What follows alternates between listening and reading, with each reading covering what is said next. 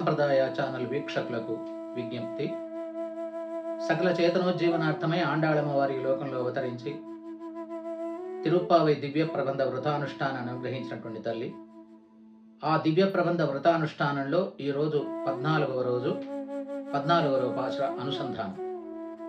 உங்கள் புடக்கடை தோட்டத்துவாவியுள் செங்கடி நீர்வாய் நெகிழிந்து ஆம்பல்வாய் கும்பினகான் செங்கல் பொடிக்கூரை வெண்பல் தவர் தங்கள் திருக்கோயில் செங்கிடிவான் போகின்னார் எங்களை முன்னம் எழுப்புவான் வாய் பேசும் நங்காய் எழுந்திராய் நாணாதாய் நாவுடையாய் செங்கடு செக்கரம் ஏந்தும் தடக்கையன் பங்கைய கண்ணானை పాడేలోరెంబాబాయ్. ఆండాళ్ దివ్య తిరువడిగళే శరణం. ఈ రోజు పాశురంలో నేనే వచ్చి ముందుగా లేచి మిమ్మల్ని నిద్రలేపుతాను, మీరందరూ హాయిగా శయనించండి అని నిన్నటి రోజు మాట ఇచ్చి తప్పినటువంటి ఆ గోపిక దగ్గరికి వెళ్లి గోపికలందరూ ప్రార్థిస్తున్నారు. అది విషయం. తిరుప్పాణి ఆళ్వార్ అనే మహానుభావుల్ని ఆళ్వార్ని ఈ రోజు పాశురంలో అనుసంధానం చేసుకుంటున్నారు. అదేవిధంగా శ్రీమన్నాథమునయే నమః అని వాక్యానుసంధానం తిరువజుందూర్ అనే దివ్యక్షేత్రాన్ని ఈ రోజు పాశురంలో సేవిస్తున్నారు. ఉంగళ్ పుడక్కడై తోటత్తు వావియుల్. ఓ గోపిక, నీ పెరటి తోటలో ఉండేటువంటి బావిలో శంగడి నీనువాయి నెగిడిందు ఆంబల్వాయి కుంబినగా అంటే ఎర్ర కలువలు వికసించినాయి, నల్ల కలువలు ముకుళించుకున్నాయి. ఇది గుర్తు కదా తెల్లవారిన దానికి లేవవలసినది అంటే ఈ గుర్తును ఆమె ఒప్పుకోలేదు. ఇదేం గుర్తండి, కాదు వేరే గుర్తులు చెప్పండి అన్నారు. అనగానే వెంటనే ఆండాళ్ తల్లి మిగతా గోపికలు చెప్తున్నారు. శంగడ్ పొడికూరై వెంపర్ తవర్ తంగళ్ తిరుక్కోయిల్ శంగడివాన్ పోహిన్నార్.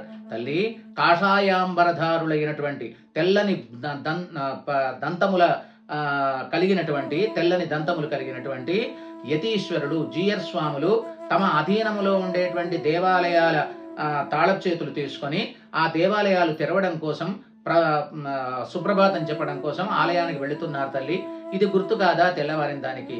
కానీ ఈ గుర్తునైనా నీవు ఒప్పుకోని చెప్పని మరొక గుర్తు చెప్పారు. అంటే పూర్వకాలం నుంచి కూడా ఆండాళమ్మ కాలంలో కూడా దేవాలయాలు వైష్ణవ దేవాలయాలన్నీ కూడా రామానుజుల వారి ఆజ్ఞ అనుసరించి అవన్నీ కూడా పెరుమాళ్ళ యొక్క ఆలయ వ్యవస్థ అంతా కూడా ఎవరి ఆధీనంలో ఉండేది? జీయర్ స్వాముల యొక్క ఆధీనంలో ఉండేది. అటువంటి జీయర్ స్వాములు ఆలయాన్ని తెరవడానికి వెళుతూ ఉన్నారు, యతీశ్వరుడు వెళుతూ ఉన్నారు. ఇది తెల్లవారడానికి గుర్తు కాదా అని చెప్పని ఈ గుర్తు చెప్పింది. అయినా ఆమె నిద్ర లేవలేదు. ఎంగళై మున్నం ఎడుపువాన్ వాయుపేషం. అమ్మా ఏం తల్లి, నిన్నటి రోజు నువ్వే మాట ఇచ్చావు కదా, తెల్లవారకు ముందే నేను లేచి ముందుగా నేను నిద్ర లేచి మిమ్మల్ని అందరూ నిద్ర లేపుతా అని చెప్పని లేపి పెరుమాళ్ళ దగ్గరికి సేవిద్దామని చెప్పని అన్నావు కదా, మాట ఇచ్చి ఈ విధంగా పడుకోవచ్చునా? మేము వచ్చినప్పటికి కూడా నీవు నిద్ర లేవటం లేటేమిటి? నిన్న మాట ఇచ్చి తప్పడం తప్పు కదా అని చెప్పి అన్నారు. నంగాయ్, ఓ పరిపూర్ణులారా, భగవద్ అనుభవం చేయడంలో నీవు పరిపూర్ణురాలైనటువంటి దానివి. యజందిరాయ్, ఈ విధంగా పడుకోకూడదు, మేము వచ్చినప్పటికి కూడా నువ్వు పడుకోవచ్చునా? లేవవలసింది యజందిరాయ్ అని చెప్పి అన్నారు. అనా కూడా ఆమె లేవక ఆ విధంగానే ప్రవర్తిస్తూ ఉంటే, నిద్రపోయి ఉంటే నానాదాయ్ నావుడయ్యాయ్ అంటున్నాడు. నానాదాయ్ అంటే సిగ్గులేని దానా అని అర్థం. ఓ సిగ్గులేని దానా, మాట ఇచ్చి తప్పావు, నీవు నిన్నటి రోజు మాట ఇచ్చి తప్పి ఉన్నావు కదా, కాబట్టి అట్లా మాట ఇచ్చి తప్పడం అనేటువంటిది మంచి పని కాదు. ఓ సిగ్గులేని దానా, మాట ఇచ్చి తప్పవచ్చునా అని చెప్పని నావుడయ్యాయ్ అని చెప్పని మళ్ళీ ఆమెను ప్రస్తుతిస్తూ, నావుడై నువ్వు మధుర భాషిణివి, సుమధుర భాషిణివి, అందంగా పెరుమాళను కీర్తించేటువంటి సామర్థ్యం కలిగిన దానివి. కాబట్టి ఈ విధంగా మాట ఇచ్చి తప్పడం లజ్జలేనితనం అవుతుంది. కాబట్టి అలా కాకూడదు. నీవు లేవలసినది మధురంగా మనం పెరుమాళను గానం చేతాము. నువ్వు కూడా సుమధుర భాషిణివి, మధురంగా మాట్లాడగలేటు సామర్థ్యం కలిగిన లేవలసినది. శంగడు శక్కరం ఏందు తడక్కయ్యన్. శంఖచక్ర ధారి అయినటువంటి విశాల బాహులు కలిగినటువంటి మన స్వామిని మనం ప్రాడాలి అనేటువంటి వాడు. శంగడు శక్కరం ఏందు తడక్కయ్యన్, శంఖచక్రములు ధరించినటువంటి వాడు. ఇంకా పంగయక్కన్నానై, విశాలమైనటువంటి పుండరీకముల వంటి నేత్రములు కలిగినటువంటి వాడు. అటువంటి స్వామిని కీర్తించడం కోసం నీవు లేవవలసినది అని చెప్పి ఏలోరెంబాబాయ్ అంటూ గోపికలు నిద్రలేపారు. ఆ తర్వాత స్వాపదేశార్థం ఇదంతా ఆచార్యపరంగా చెప్పుకునేటువంటిది. ఏమిటి అనగా ఇక్కడ నంగాయ్ అనేటువంటి శబ్దం చెప్పబడ్డది. నంగాయ్ అనగా పరిపూర్ణురాల. ఆచార్యుడు కూడా ఆచార్య పరిపూర్తి కలిగినటువంటి వాడు. అటువంటి ఆచార్యోత్తముడే ఇక్కడ చెప్పబడ్డాడు. ఆచార్యుడు కూడా ఎటువంటి వాడు? నానాదాయ్, సిగ్గుపడవలసిన అవసరమే లేదు ఆయనకు, ఎప్పుడూ సిగ్గుపడవలసినటువంటి అవసరం లేనటువంటి ఓ ఆచార్యవర్య అని అర్థం. తర్వాత నావుడయ్యాయి, సుమధురంగా భగవన్నామ సంకీర్తనం చేసేవాడు, శ్రీ సూక్తులు చెప్పేవాడు, తన అటువంటి భగవత్ సంబంధమైన శ్రీ సూక్తులు చెప్పడం చేత నాలుక ధన్యమైనటువంటి కలిగినటువంటి వాడు అనే అర్థం కదా. తర్వాత భగవంతుని ఎట్లా సేవించాలి? రాజవదర్హణీయం, ఒక మహారాజు వలె సేవించాలి కదా. అటువంటి శ్రీరంగాది దివ్య క్షేత్రములే సర్వేశ్వరుడు ఉండే చోటు. అదేవిధంగా ఉభయ వేదాంత గ్రంథ ప్రవచనములు చేసేటువంటి స్థలములే ఆచార్యుల యొక్క విహార స్థలములు అంటారు. అట్లా ఆచార్య సార్వభౌముడు విహారం చేసేటువంటి ఆ చోట్లు, ఆ విహార స్థలాల లోపట ఏమిటి, ఎక్కడ విహరిస్తూ ఉంటాడు ఈయన? శ్రీ భాష్య, గీతా భాష్య, వేదార్థ సంగ్రహాది ప్రవచనం చేసే చోటేమో ఆ వెలుపల, అంటే బహిరంగంగా అందరికీ అర్థమయ్యేటట్లుగా అందరూ కూర్చునే చోటు వెలుపలి స్థలం, అంటే ఆచార్యుడు ఉండేటువంటి వెలుపలి స్థలం ఆయన శ్రీ భాష్య, గీతా భాష్య, వేదార్థ సంగ్రహము ఇటువంటి గ్రంథాలను ప్రవచనం చేసే చోటేమో అది వెలుపలి తోట. ఇక లోపటి తోట అదేదైతే ఉందో అది రహస్యార్థ ప్రవచనం, అంటే భగవద్ విషయాన్ని ఇతరమైనటువంటి రహస్య గ్రంథాలను ప్రవచనం చేసేటువంటి చోటు వెలుపలి తోట అని చెప్పని దానికి అర్థం. అదేవిధంగా ఆచార్యుని యొక్క పెరటి తోట అంటే ఏమిటది? అతడు పొందినటువంటి సదాచార్యోపదేశం, అతడు తనకంటే పూర్వాచారుల ద్వారా పొందినటువంటి ఉపదేశం ఏదైతే ఉందో అదే డిగ్గియ, అదే బావి అని అర్థం. పెరటి తోటలోని బావి అని అర్థం. కాబట్టి మన ఆచార్యవర్యులు, ఆచార్య సార్వభౌముడు భగవద్ రామానుజులు పంచాచార్య సమాశ్రితులు అని చెప్పని పేరు. అదే ఇక్కడ ఆ బావిగా పేర్కొనబడ్డది. తర్వాత శంగడ్ పొడికూరై వెంపర్తవర్తవరు, ఎప్పుడు కూడా వాళ్ళు కాషాయామర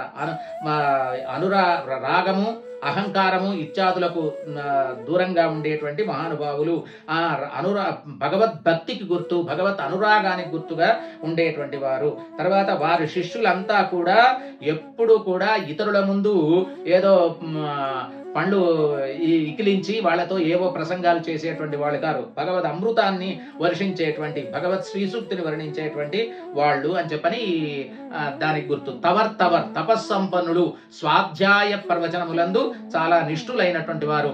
ఎప్పుడు కూడా తవ అంటే స్వామి నాది కాదు, అంతా నీవే, అంతా నీదే అని చెప్పని చెప్పేటువంటి వాళ్ళు. వాళ్ళంతా కూడా తంగళ్ తిరుక్కోయిల్ శంగిడివాన్, తమ అధీనంలో ఉండేటువంటి ఆ దేవాలయముల యొక్క తాళపు చేతులు తీసుకొని వెళుతున్నారు అని చెప్పని తెల్లవారడానికి గుర్తు చెప్పారు కదా. ఇక్కడ అందమైనటువంటి అన్వయం చెప్తున్నారు ఆచార్యపరంగా. తంగళ్ తిరుక్కోయిల్ శంగిడివాన్, తంగళ్ ఇల్ అని చెప్పండి అర్థం ఏమిటి? స్వస్వరూపమును తెలిపేటువంటి మూల మంత్రము ఓం నమో నారాయణాయ అనేటువంటి అష్టాక్షరీ మంత్రం. తిరు ఇల్ అని చెప్పంటే పురుషకార ప్రాముఖ్యాన్ని తెలిపేటువంటి ద్వయమంత్రము. శ్రీమన్నారాయణ చరణం శరణం ప్రపంచే శ్రీమతే నారాయణ. కోయిల్ అనగా ప్రాపకుడైన, మనం పొందేటువంటి భగవంతుని యొక్క స్వరూపాన్ని, భగవంతుని యొక్క వైభవాన్ని తెలిపేటువంటిది అనేటువంటి చరమ శ్లోకం అది. సర్వధర్మాన్ పరిత్యజ్య మామేకం శరణం వ్రజ అహంత్వా సర్వపాపేభ్యో మోక్షయిష్యామి మాశుచః అనేటువంటి దివ్యమైన ఇది.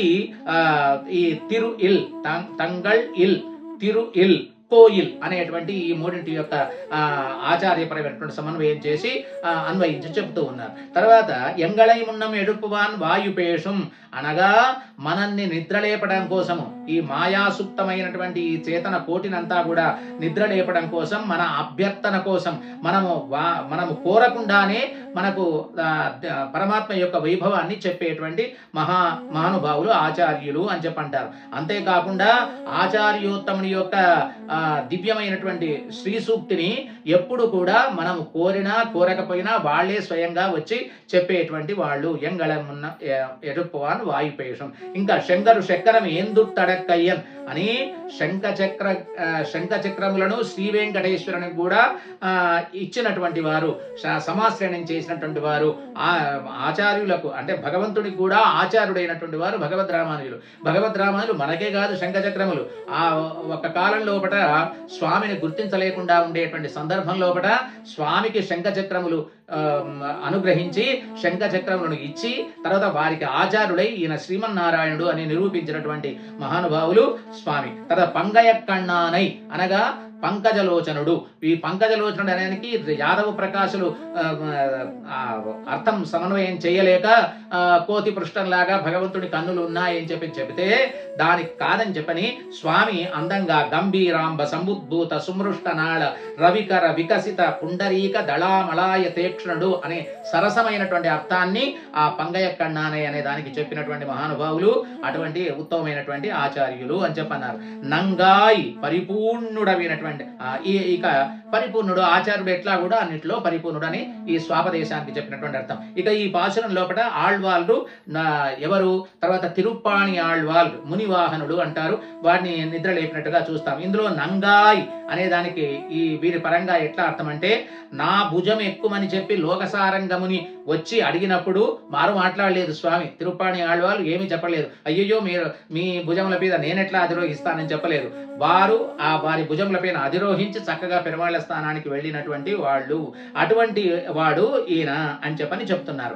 నానాదాయ్ అంటే అప్పుడు కూడా గర్వించనటువంటి వాడు, అహంకారము లేనటువంటి వాడు, అహంకరించినటువంటి వాడు ఈ యొక్క ఆళ్వార్ అంత తిరుప్పాణి ఆళ్వార్. నావుడయ్యాయ్ సకల వేదార్థ సారభూతమైనటువంటి విషయములను ఎట్లా 10 పాశురాలలో అమలనాది పిరాన్ అనేటువంటి దివ్య ప్రబంధంలో 10 పాశురాలలో ఇమిడ్చి మనకు అందజేసినటువంటి గొప్పనైనటువంటి వాక్ చాతుర్యం కలిగినటువంటి వాళ్ళు, భగవత్ స్తుతి చేయగలిగినటువంటి వాడు నావుడయ్యాయ్ ఈయన.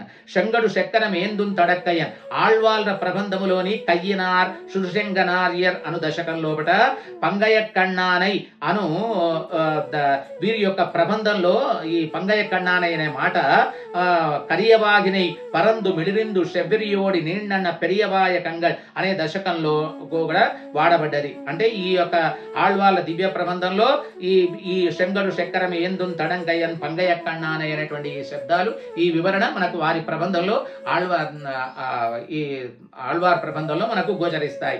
ఉంగళ్ పుడక్కడై తోటం అని అనేటువంటిది ఈయన యొక్క ఉంగళ్ పడక్కడై తోటం అనేటువంటి ఈ మాట కరియవాయుడై పరందు మిడిరిందు శెవ్వరియోడి నీండవ పెరియవాయ కంగళ్ అనేటువంటి ఆ దళమునకు ఉంగళ్ పుడకడై తోటం అనేటువంటి ఈయన పెంచినటువంటి తోట అనేటువంటి ఆ అర్థం అక్కడ వచ్చేటట్టుగా మనకు కనిపిస్తూ ఉన్నది. ఎంగళై ఉన్నం ఎడుపువాన్ వాయుపేషం. ఈ ఆళ్వాళ్ళు ఈ ప్రబంధ ఆరంభంలోనే అయార్కెన్నై ఆడ్పడుత్త విమల్ అని భాగవతులకు తాను దాసుడుగా చెప్పుకున్నాడు. అట్లా చెప్పుకున్నటువంటి ఈయన పరమ భాగవతోత్తముడైనటువంటి లోకసారంగమునులను తనకు వాహనంగా చేసుకున్నటువంటి వాడు అని చెప్పని తాను ఎడుప్పువాన్ అంటే తాను వాహనముగా కలిగిన భాగవతోత్తములకు తాను వాహనముగా కలవాడిని చెప్పుకునేటువంటి మాట వీరి పాశురంలో గోచరిస్తూ ఉన్నది. ఈ విధంగా ఆళ్వాళ్లకు సమన్వయం చేసి మునివారులకు సమన్వయం చేసి ఈ పాశురం చెప్పారు. సర్వం శ్రీకృష్ణార్పణమస్తు.